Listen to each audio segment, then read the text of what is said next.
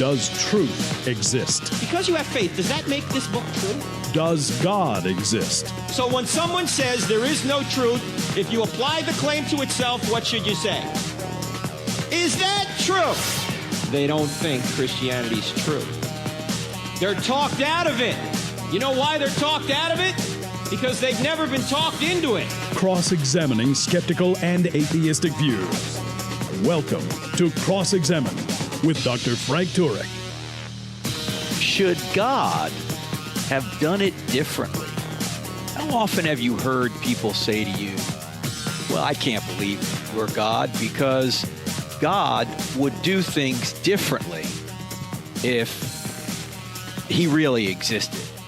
I mean, look, the Bible, too complex, too contradictory, they'll say. And if God did exist, he would have sent Jesus a lot sooner than he did. And why doesn't God just appear to everyone? I mean, he's too hidden. If he appeared to everyone, everyone would believe. He won't appear to me, won't write his name in the stars or write in the stars, I am here. Why doesn't he do that? And what about those that have never heard? If I was God, I'd do things differently. Why doesn't God heal amputees? And by the way, God didn't design our bodies as good as human engineers could. So there really is no God. Because if there was a God, he would do these things that I mentioned right here differently. Well, I got a letter from a gentleman by the name of Chris. He says, an email, and our email address, as you know, is hello@crossexamine.org. You're listening, by the way, to Cross-Examine with Frank Turek on the American Family Radio Network. He says, my name is Chris, and I'm a big follower of your work. Because of Apologetics, I've grown in my faith, been able to provide many answers to objections I was not able to answer growing up in church my whole life, sadly, he says. A question I have, it regards a question a former pastor, now claimed non-theist and author, posed to me on Twitter. Well, there's the first mistake. You can't argue on Twitter. What do you got, 280 characters now? But anyway, he says he's taken issue with the fact that if God is the God of the universe and the proposed author of the Bible, he would have been better at communicating and not producing a book that in his terms is, quote, complex and requires, quote, experts to understand. When I asked him how those objections disqualify the Bible from being true, here is his response. He says, quote, a test of authorship is whether the writing displays the characteristics known to be true in the named writer. The argument is simple and easy to understand. The God of the universe would not produce such an error-ridden, confusing, self-contradictory, and hard-to-read book, unquote. Now, it's Chris writing again. He says, my first thought is that confusing and hard to read are subjective opinions and not ultimate standards for everyone. They don't disqualify something from being true, but backing up, we know God used humans to author the Bible, so minor errors in copying and manuscripts could be expected characteristics of the writers. However, I believe this argument is more along the lines that a perfect God would make a simple, perfect, easy to understand book, and ultimately he would not have allowed humans to make those errors. God would have kept it error-free. I asked him what errors and self-contradictions he found that affected significant theological doctrine, and he referred me to his book. Well, I'm not going to name the book. This guy's an apostate pastor. Anyway, he said, I watched some of your YouTube videos on this, but I think he's going in a bit of a different direction. He's thinking perfection should ultimately result in perfection, and since he doesn't see it, he denies it. My question is, I feel like he's using a fallacious argument, but I'm not quite sure how to respond to him other than read his book and see the errors that he's found. I'm not sure I want to pay $20 for that. Thanks, Chris. Now, let me say one thing I've noticed about former Christians. Now, I've never met this guy who's writing to this gentleman, Chris, so I could be wrong about this. I'm just talking about the people that I've run into who are former Christians. I've noticed that former Christians, the ones that I've encountered anyway, appear to be the most strident against Christianity. It seems to me they protest a bit too much. It seems to me that they're trying to validate their decision to leave Christianity and Christ, and they'll grasp at any argument, no matter how weak, in order to do that. Now, again, I can't say this is true of everyone. Again, I'm just basing it on the observations I've had. But it really seems they're doing whatever they can to validate their decision. Now, why is this not a good argument against the Bible or against Christianity? Well, there's two reasons, I think. I think a non-theist or an atheist, in order to make claims like this, has to assume a standard. God should do it my way. Well, look, if you're an atheist or you're a non-theist, I think you have two problems when you think God isn't doing something according to your wishes? Number one, what's your standard to make such judgments? I mean, is it just yourself, just your feelings, your preferences? And number two, why trust what you think about anything, much less what God is or isn't doing? Now, I'm going to unpack those through the course of this program, but those seems to me to be the two main problems. You're assuming a standard to make these judgments. And secondly, if you're an atheist, why should you assume anything you think is true? Especially what you think about what God should and shouldn't be doing. Why are you trusting your intuitions at all? Let's start with the first one, the standard. By what standard are you claiming that God has set up his revelation wrongly, that his revelation is inadequate, and that you have a better way? How do you know that God isn't achieving his goals with the Bible just the way it is? How do you know? How do you know he's not doing that? And by the way, this is true of other atheist complaints about the way God's running the universe. In fact, if you notice, most atheists don't provide a number of arguments as to how reality can be explained if there is no God. In fact, that's one of the reasons when I debate atheists, I never debate, does God exist? I debate what best explains reality. Is it theism or atheism? Because it puts the burden of proof on both of us. You have to explain how the universe could exist and how objective moral values could exist and how life could exist and how consciousness could exist and how this fine-tuned universe could exist if there is no God. You can't just say, well, I don't think your God is the right God, and you don't have any burden of proof at all. I mean, it's easy to smell a rotten egg. It's hard to lay a better one. Okay, you say my egg is rotten. Well, what egg are you going to lay to tell me that here's how the universe is? And this is one of the biggest oversights I see when it comes to Christian atheist debates, is that atheists somehow just think they don't have any burden of proof at all. They can just shoot down Christianity, or attempt to do so anyway, and they have no burden of proof at all for atheism. As if, it's just a lack of belief. Well, no, we've been through this in this program before. No, it's not just a lack of belief. It's the claim that there is no God, that reality can be explained best by saying there is no God. And in fact, I liken it to say two detectives. Let's borrow my friend J. Warner Wallace. Say J. Warner Wallace goes and he sees a dead body, and he's trying to figure out what caused this body to be dead. As he's pointed out, there's only four possibilities: that it was a natural death, it was a homicide, it was an accidental death, or it was a suicide. Those are the only four choices you got, right? And say another detective gets there, and they both look at the evidence. Jim looks at the evidence, and the other detective looks at the evidence, and Jim says, okay, I think I have a suspect. Here's my suspect. And the other detective says, no, I don't think your suspect is the right suspect. And here's why. I think you got the wrong guy. And then Jim turns to the other detective and says, okay, well, who do you think did it? And he goes, oh, I don't have to give any reason, or I don't have to give any suspect.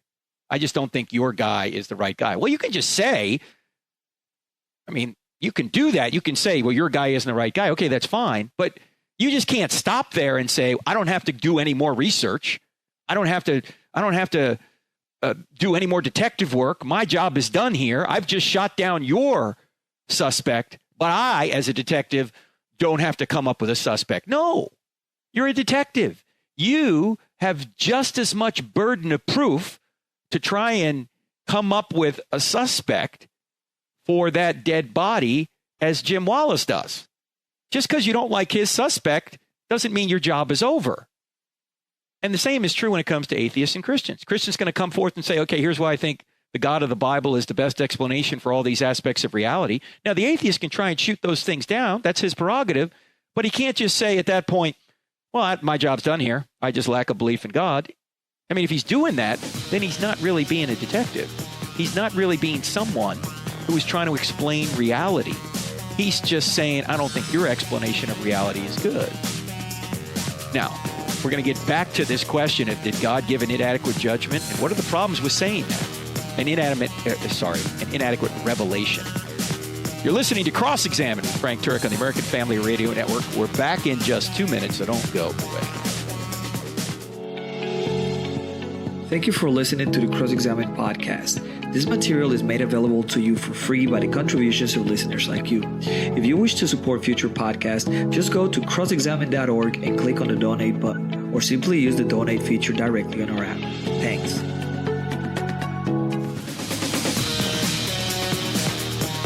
Welcome back to Cross-Examine with Frank Turek on the American Family Radio Network. Our website, crossexamine.org. That's cross-examine with a D on the end of it, .org. And our app is 2 words in the App Store, Cross-Examine. If you don't have the app, you ought to download it. It's free. It's got a lot of great stuff on it, including this radio program, this podcast. And you can also see the TV show streaming live there. So check all that out. Let's get back to our topic today. We're talking about this question I got that this former pastor says, well, the Bible's inadequate. If I was God, I would put forth a different, more perfect revelation. And we said he has a couple of problems. One is he's making a standard he's making a judgment without a standard if he's an atheist. And secondly, why should you trust anything you think if you're an atheist, much less what God is or isn't doing? And we're talking about the first one now, the standard. And the question is, what standard is this gentleman using to say that the Bible is inadequate? And now he didn't give us any specific contradictions. Maybe he thinks there are contradictions and he has them in his book. He didn't highlight any of these. But you can't fault somebody for a particular design unless you know what the intentions of the designer are. Maybe God is getting his will done through the revelation that we currently have. This is one of the problems that atheists have when they try and claim, say, well, God didn't design our bodies, for example, as good as, say, human engineers would. Why didn't God give us Teflon-coated arteries and titanium bones? A human engineer would do that. Why didn't God do that? Well, you can't fault God, because maybe the reason he didn't do it that way is because he doesn't want our bodies to last that long. Or maybe because there's a trade-off. Whenever you're in a world with physical constraints, there's no such thing as perfect design. There's only optimum design based upon the intentions of the design. Maybe titanium bones would be too heavy and we couldn't move as easily. There could be a number of reasons for it. You can't fault a designer unless you know what his intentions are. You can't fault the maker of the Volkswagen Beetle because it doesn't carry 53 passengers like a passenger bus does. You can't say, well, if I was designing this thing, I'd make it carry 53 passengers. Well, the Volkswagen Beetle designer didn't want it to carry 53 passengers. And they traded off the number of passengers it could carry for fuel economy and maneuverability. Same thing is true with your iPhone. I wish my iPhone battery lasted longer than the 37 minutes it lasts now. But if it did, the iPhone designers would probably have to make it a lot bigger. They could make it the size of a briefcase and it would last a week, but it wouldn't be very portable then.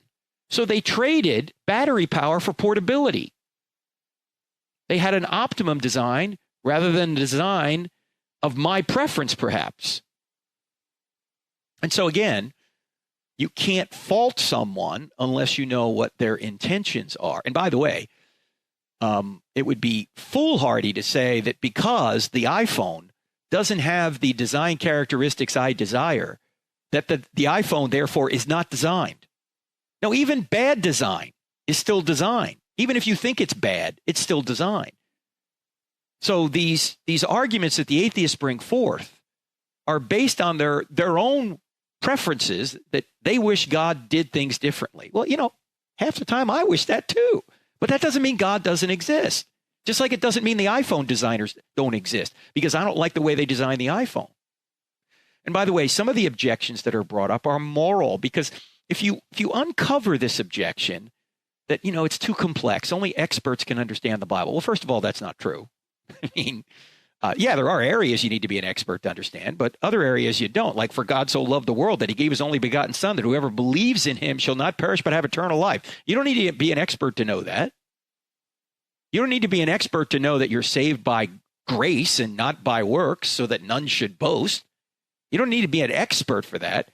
You don't need to be an expert that Jesus died and rose from the dead and he came as a ransom There's no expert necessary. You don't need to be an expert to know that somebody who is dead isn't coming back to life unless there's a God who can rise him from the dead or raise him from the dead.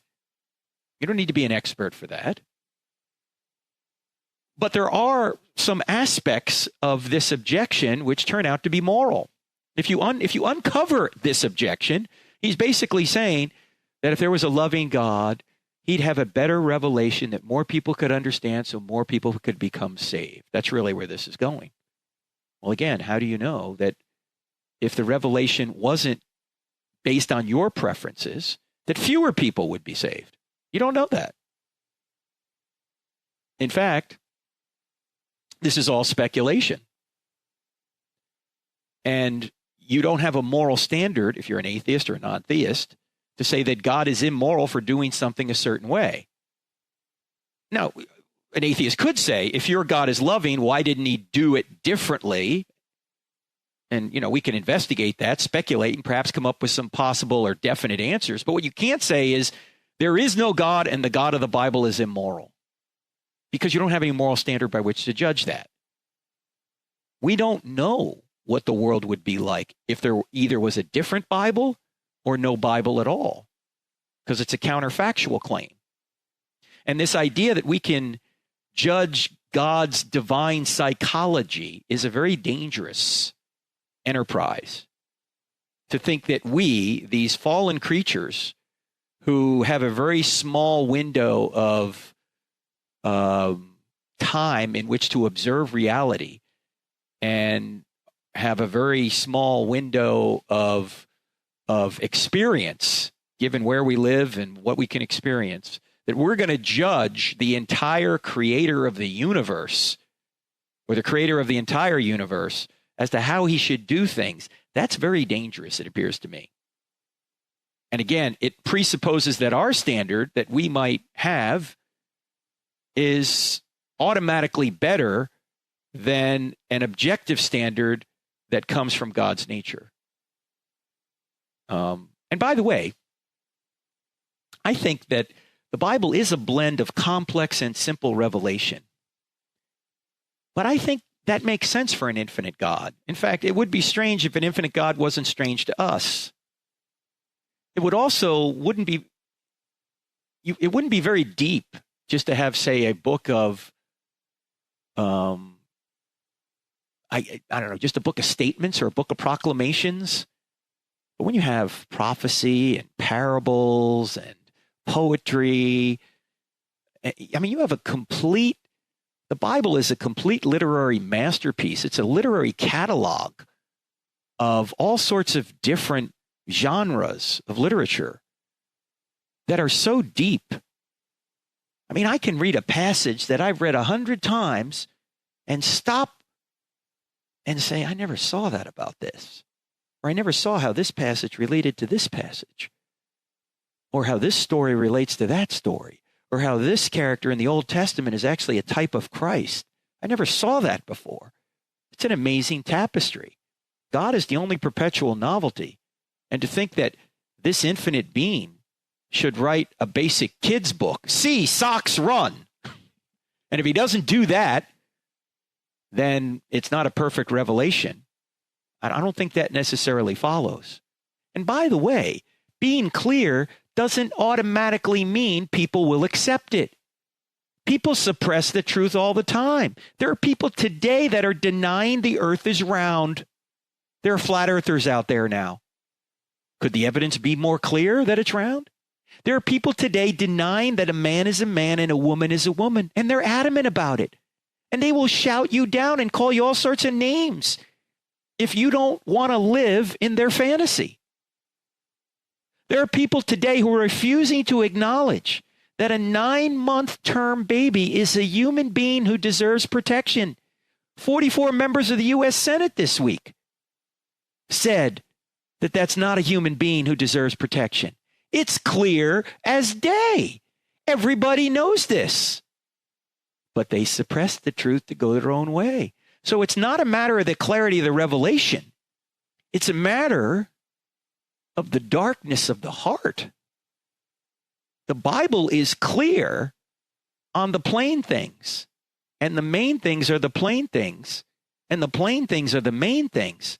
But it is a deep, robust revelation of 40 different authors over 1,500 years. And even within its pages, you have people who illustrate the fact that it doesn't matter how clear something is. People are going to suppress it and reject it to go their own way. Nazareth raises Lazarus from the dead in front of people. And the Pharisees or the high priests want to kill him. They want to kill him and they want to kill Lazarus. They know he's an innocent man. They even say so. But Jesus is getting in the way of business, so we're going to suppress the truth there. You see, it's not the evidence that's the problem. It's the heart that's the problem. Men love darkness rather than light. And so I think the evidence is quite clear, and the revelation is quite clear.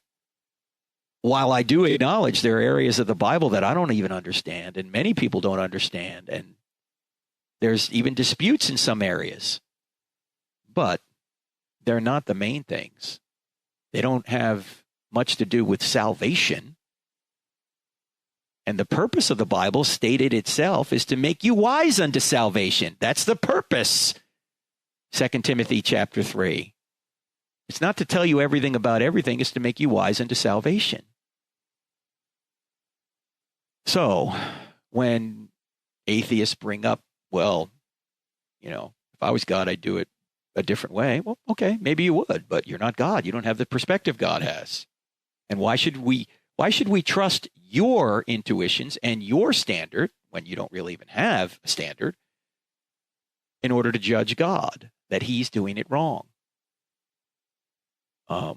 By the way, if you notice some of these objections I brought up, God's revelation is too complex and contradictory. God's waited too long to send Jesus. Why doesn't God appear to everyone? Why won't God appear to me? Why doesn't God heal amputees? What about those that have never heard? Why didn't God design our bodies as good as human engineers could? Notice that most atheists don't really have arguments as to why atheism is true or how this universe could exist in the absence of God. They have a few things they point to. They'll say evolution or quantum vacuums or multiverses, these speculative theories. They don't really have arguments, however. They just have complaints about the way God's running the universe. Well, again, you need a standard. And when we come back, we'll talk about the fact that why should we trust an atheist, or why should an atheist trust his own intuitions and his own conclusions about this if atheism is true? And then we're going to try and get to a couple other questions, including the blockbuster video we just put out that's getting about 2,000. Well, I'll tell you about it right after the break. I'm Frank Turek. Don't go away. College campuses are hostile to the Christian faith, and 3 out of 4 young people walk away from the church once they go to college. That's why we go to college campuses and present I Don't Have Enough Faith to Be an Atheist in the United States and even all over the world. When we do this, we don't charge students a dime. That's why we need your financial support. In fact, over the past couple of years, we've been able to grow dramatically because of your generous support.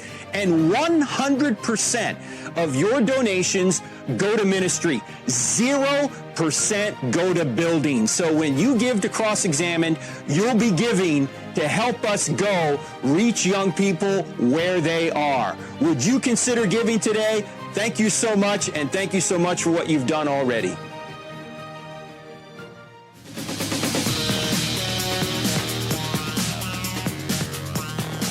Do you know, ladies and gentlemen, that not only Donald Trump, but a porn star by the name of Jenna Jameson is scolding the Democrats for allowing babies to be butchered, for not standing up and saying, we won't stand for full-term babies coming out of the womb, surviving an abortion. We will not say that they need to be protected by federal law. 44 U.S. senators just voted this past week to not protect babies born alive as the result of an abortion. And Donald Trump, I mean, when you're getting lectured on morality from Donald Trump and a porn star, you know your moral position must be totally in the gutter. Okay? And President Trump, to his credit, a few weeks ago was in the presence of Senator Coons from Delaware. May have been at the prayer meeting or somewhere near the prayer meeting. And he's a Democrat. He claims to be a Christian. And Trump went after him and said, how could you not protect innocent babies who are born? How could you not protect them? I mean, he scolded the guy. And now you got a porn star scolding the Democrats for this. I mean, they're literally supporting infanticide, friends. I'm sorry, I can't not talk about this. I know we've talked about it in previous shows, but I mean, this is, I can't even believe we're here in our culture today, that you would have to have 44 U.S. senators. And by the way, you can find the list of these senators. Every one of them is a Democrat. And as you know, we don't get into endorsing candidates on this program, but we will tell you the moral issues of the day and how people are voting. And every Democrat in the United States Senate, with the exception of 3, Casey from Pennsylvania, the senator from West Virginia, I'm trying to think of his name right now. I can see the guy. It's on the tip of my tongue. And one other senator. Otherwise, all the Democrats voted to not protect babies who are being born. I don't know what to say other than this is madness. Now, look, being pro-life does not qualify you for public office. But in my opinion, being pro-abortion disqualifies you from public office, especially a 9-month-old baby. Now, Governor Cuomo from New York, when he celebrated the fact that he had made this legal in New York, he said any argument against this is a religious argument. Excuse me, Governor, thou shalt not murder is a religious argument. Does that mean we can't have thou shalt not murder in our laws? Please. Just because it's in the Bible doesn't mean you can't legislate it. And by the way, we don't legislate it just because it's in the Bible.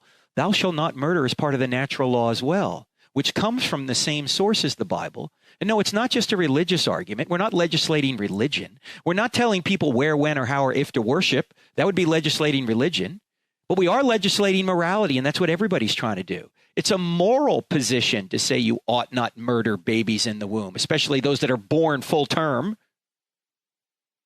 and they're outside the womb. That's not just a religious argument. I mean, it is for religious people an argument, but it's also a moral argument.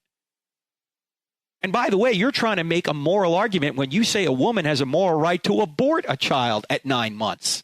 You're saying she has a moral right to choose. Look, everybody's trying to legislate morality. The only question is whose morality. And when people say, don't impose your morality on me, I say, this isn't my morality. I didn't make this stuff up. I didn't make up the fact that murder's wrong, that abortion's wrong, that theft is wrong, that men were made for women and women were made for men. And the best way to perpetuate and stabilize society, which is why the government's involved in marriage to begin with, is to legally recognize the man-woman marriage over any other sexual relationship. I didn't make any of this stuff up. This is not my morality. This is the morality. This is the one Thomas Jefferson said was self-evident. This is the one the Apostle Paul said, the Gentiles don't have the law written on their hearts. You don't even need religion to know this. You need God to justify it, but you don't need God to know it because everybody knows this, whether they're atheists or not. So don't buy into this idea that the separation of church and state or the religious argument has anything to do with it. It has zip, zero, nada. This is a moral situation, and every law declares one behavior right and the opposite behavior wrong.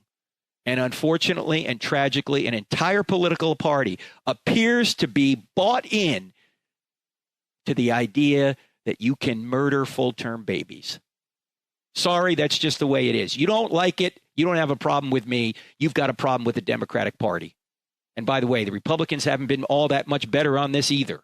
They claim they're all pro-life, but when they have a chance to do something about it, rarely do they do it. Every once in a while they do. They got the partial birth abortion bill banned through George W. Bush, but that just banned a method of abortion. It didn't ban a time of abortion. You can still abort babies up to 9 months. just by a different method. So this is ludicrous, ladies and gentlemen. And whose fault is it? Yeah, it's our fault, the church, because the church hasn't been engaged enough in society. We haven't been able to explain this. We haven't been able to advocate for it without sounding obnoxious and without sounding like we're theocrats. You don't even need to bring the Bible into any of this. All you need to do is point out that's a human being who deserves protection. Atheists know that. Everybody knows that. The question is, are you going to suppress it? You want clear revelation? Well, it's clear as a bell, but you don't want it.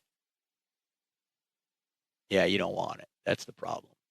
It's not a matter of the mind. It's a matter of the will. It's not about God's existence. As my friend Andy Stanley said, it's about your resistance. You don't want it to be true. By the way, I got to mention CIA is coming up again. It's going to be in Brooklyn, New York this time at the Christian Cultural Center. We're going to the Big Apple in August. David Wood is added to the teaching team there, as well as Elisa Childers. Check all the details out on our website, crossexamine.org. If you want to be a part of the Cross-Examine Instructor Academy CIA, you got to sign up soon. It's not cheap. You got to apply, but we always fill it up. It's great training, so hope you can be there. By the way, this Wednesday night, March 6th, I'll be at Calvary Chapel, Lexington, South Carolina. That's Columbia, South Carolina, basically, right near there. And the next night, I'll be at the University of not Southern California. I'm not going to say it. USC is South Carolina. I'll be at the University of South Carolina the next night, March 7th. All my sons went to South Carolina, so I'm looking forward to doing. I don't have enough faith to be an atheist there. It'll be streamed as well. Then the University of Memphis, Monday, March 18th. UT Dallas, March 28th. UT Arlington, March 29th. Rethink with our friends at Stand to Reason, Friday night and Saturday night. That entire weekend, and then Cottonwood Creek Church on that Sunday morning. Check all the details on our website, crossexamine.org, for more. Now, I mentioned before the break, we had this video that just went, I hate using the word viral, but this one did. I had a lady ask me a question when I was at Towson University. Why would God make me a lesbian? Well, the first day we put this out, it got almost 2,000 views an hour. And it's still going strong. Check that out. And maybe I'll talk about that if I get any time toward the end of this program a little bit more. But I want to go back to our issue here. When atheists claim or non-theists claim that God should do things differently, the first problem is they don't have a standard by which they should judge God. They don't even know what God's intentions are. So how do they know that the way he's doing it isn't the way he ought to be doing it? But the second problem they have is this. Why trust your thoughts or your intuitions about how things should be done if you're an atheist or a non-theist? Because, you see, this is the fatal flaw. It's the universal acid of materialism. On one hand, these atheists claim that they, including their brains, are the result of mindless, purposeless, unguided processes. On the other hand, they are trusting that those very undesigned brains should be trusted not only for the little truths about how the world actually works, but the big cosmic truths about how the world should work. Well, ladies and gentlemen, why trust your thoughts? Why trust your intuitions? Why trust your judgments about anything if your brain is the result of thoughtlessness? If your brain is merely the result of mindless processes? Why would anyone trust a computer that wasn't designed? I mean, why? Why would you do that? Then why would you trust your brain? It wasn't designed either, according to your worldview.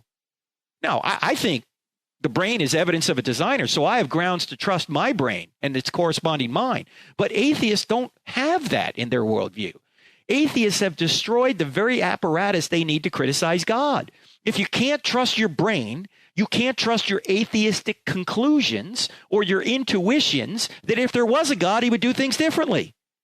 Look, you've neutered your ability to be an intellectually fulfilled atheist because there is no intellect to be fulfilled if you're an atheist. If you're a moist robot, you're just dancing to your DNA, then there is no right and wrong. There is no should or shouldn't. There is no better or best way of doing anything if everything is just blind physics. And that's what you have to believe if you're a materialist. So you have to steal from God in order to criticize the way God's doing things. You have to steal your brain from God, a designer who designed your brain to know truth and to have a standard and to make these judgments about the way the world is working. You'd have to steal that from God in order to claim the way God's doing it isn't the right way. I mean, it would be like me saying my computer wasn't designed. And then you ask me, well, how do you know your computer's not designed? Well, because I fed some raw data into it and it told me it wasn't designed. Come on. Why trust it then? And as I've said before so many times in this show, and you know, some people say, well, Frank, you talk about the same things all the time. Well, sometimes I do, because repetition is the mother of skill. I need to hear things 5 times before I got it. But it's the same problem with atheism over and over again. The same questions you guys send me have the same answers. If an atheist is making any claim about anything, you ought to stop and say, time out. How do you know that claim is true? Why should you even trust your mind? Why should you even trust your claim? The claim you're making now was reasoned to, and you freely followed the evidence. If you're just a moist robot that doesn't have free will, you're just a molecular machine. It's the same answer every time. Because any attempt to criticize God, or any attempt to say God doesn't exist, has to use the very brain you say isn't designed if you're an atheist. So why trust? By the way, I also want to mention that we've got some new courses coming up. Gary Habermas, the Resurrection Course. The best guy in the world on the resurrection will be online live with you via Zoom video if you take the premium version of the Resurrection Course. It starts in a couple of weeks. I think it's March 11th. Go to crossexamine.org. Click on online courses to be a part of it. Do it soon. We're running out of room. Back in 2. If you find value in the content of this podcast, don't forget to follow us on Facebook, Twitter, and Instagram, where you can find more. Just type Cross-Examine or Frank Turek on the search bar. Also, visit our website where we add new videos, articles, and free resources daily.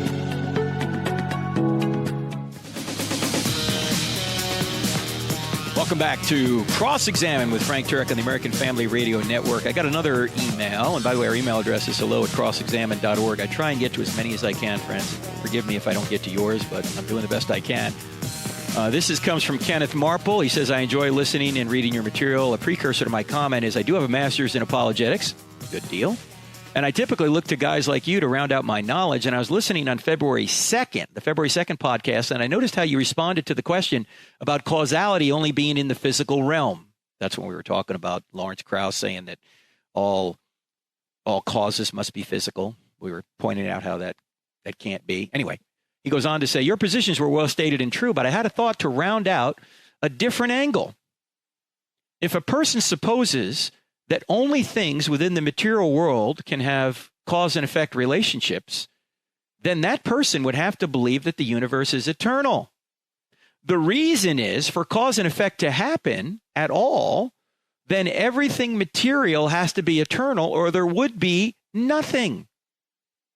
I think this would then cause them to face the overwhelming evidence against a beginningless universe from a scientific angle, and they would have to believe against the evidence or submit that cause and effect relationship transcends the material. Just a thought I wanted to share with you. Blessings for all you do for the Christian cause. In him, Ken Marple. Good point, Ken. Yes, because you can't go on an infinite regress of material causes.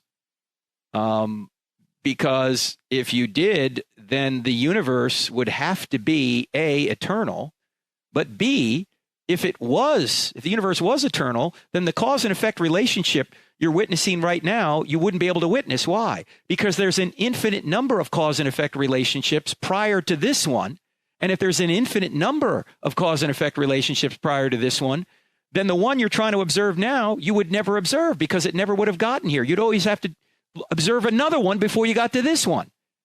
It's the Kalam cosmological argument all over again, friends, that there can't be an infinite number of days before today, because if there were an infinite number of days before today, the day we're in right now never would have gotten here. Why? Because you'd always have another day to live before you got to this one. Why? Because there's an infinite number of them.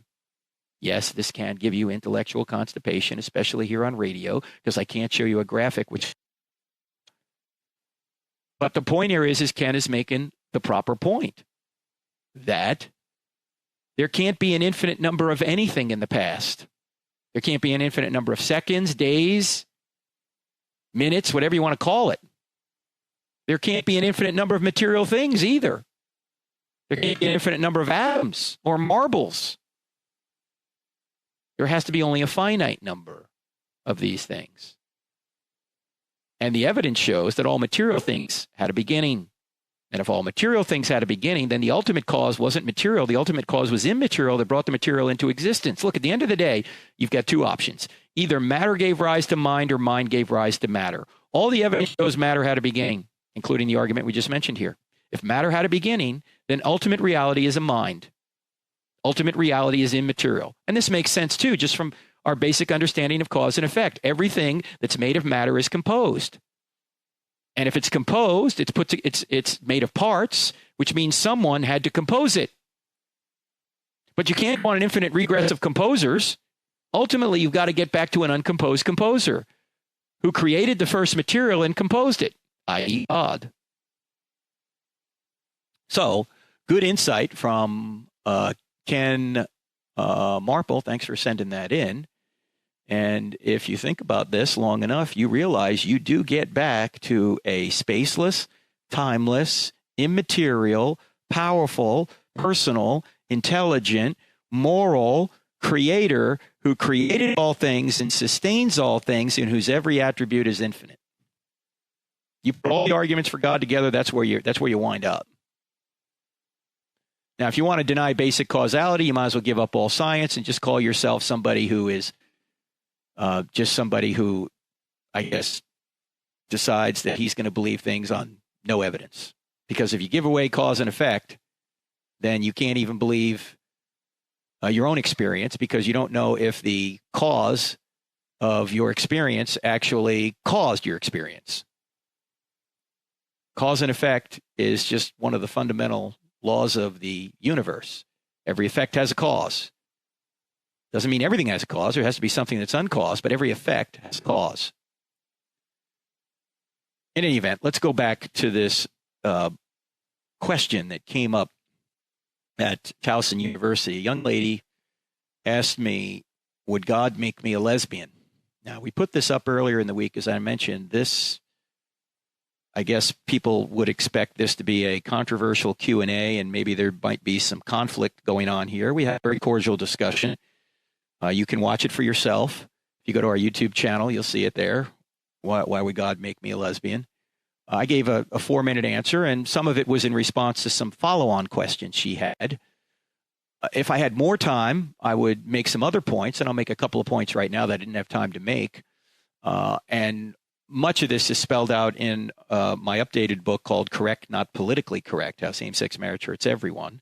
We updated it after the Supreme Court decision. And so if you want more on this, get that little book called Correct, Not Politically Correct. But when someone says, God made me this way, notice that's a design argument. It's saying that God has designed me in a certain way, and therefore he wants me to act that way. Well, when people say that, first of all, they're presupposing a designer. But secondly, they're also forgetting that if you're going to say that God designed your desires, why would you forget that he also designed your body?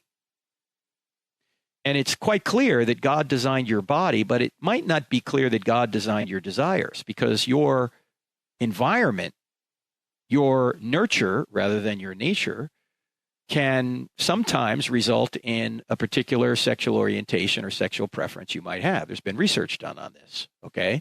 So God certainly gave you your body. You're not sure if he gave you your desires, but why would God give you a body that is designed to act heterosexually, but your desires for you to act homosexually? It doesn't seem like God would do that. And that's why it might be more of a nurture, an environmental issue with the feelings than it would be certainly with the body. There's Your environment doesn't give you your body. God gave you your body, but your environment could give you your feelings. And there's a difference between attractions and actions. We all have attractions we ought not act on. In fact, I mentioned that in the video. Every one of us is born with an orientation toward bad behavior. So being born a certain way, even if you are born that way, even if due to this fallen world you were born with some sort of genetic predisposition to a particular behavior, that would not necessarily make that behavior something you ought to do. I mean, people are born with all sorts of potentially genetic influences, whether it's to alcoholism or drugs, or tragically, there are some who are claiming that pedophilia has a genetic component. And that's what some of the pedophiles will say, we're born this way. Well, you can't use that argument. Just like someone who claimed to have an antipathy toward homosexuals. If they said I was born with the anti-gay gene, you wouldn't say that person was therefore justified in treating homosexuals unkindly or bashing them. Being born a certain way with regard to feelings does not give you justification to act that way. We all have struggles with our attractions, but those struggles don't justify those attractions don't justify the actions that we might want to engage in. So that's something that can be unpacked further in this delicate discussion. And look, we ought to have compassion for people who have these attractions, no matter where they come from, especially if they don't want them, because they didn't choose to have these attractions. They just have them. Now, don't get me wrong. You can feed your attractions by going down that road, just like you can feed lust by looking at pornography or gazing at people you're attracted to. So there are things you can do to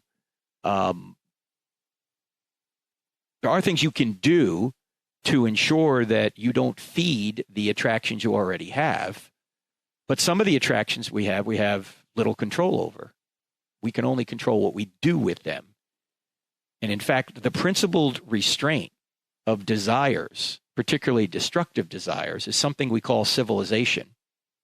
Because if we did not restrain our destructive desires, we wouldn't have civilization, because every single one of us, me included, you included, everyone listening to me right now, probably every day we have desires to do something destructive. If we don't restrain those desires, then we're not going to have civilization. C.S. Lewis famously said, for any success in this world, quite a lot of restraint is going to be necessary. So while we can have compassion for people that struggle sexually in many different ways, we should never move from compassion to false compassion, which is, oh, since you're struggling with it, I'm going to condone the behavior that you want to engage as a result of it. That's not true compassion. That's false compassion. True compassion is, I will stand in the way of behavior that's going to hurt you and hurt others and is against God's will, even if you hate me for it. As Paul says, love always protects. The way do you protect people? Just like if you're a parent. You don't tolerate everything your child wants to do if you're a parent. You're not loving if you do that. You only can love somebody if you're willing to protect them. And sometimes you got to protect them against themselves. By the way, I spoke a lot more on the transgender issue in last week's podcast, and also the last two segments of the December 28th, 2018 podcast called True for You But Not for Me, that podcast. So if you want more on that issue, go back to that podcast and listen to it. I have a final question here I need to get to very quickly. Someone asked me about Jesus being the Messiah. Why don't more Jews believe Jesus is the Messiah? Go back and listen to our January 23rd, 2018 podcast with Dr. Michael Brown. It's all there. And check out his website, realmessiah.com. realmessiah.com with Dr. Michael Brown. All right, friends, I'm Frank Turek. Great being with you again. Don't forget, University of South Carolina this Thursday night. The night before that, I'll be at Calvary Chapel, Columbia, South Carolina, really Lexington, South Carolina. And then I will see you here, prayerfully I will anyway, next week. God bless. Great being with you. See you next time.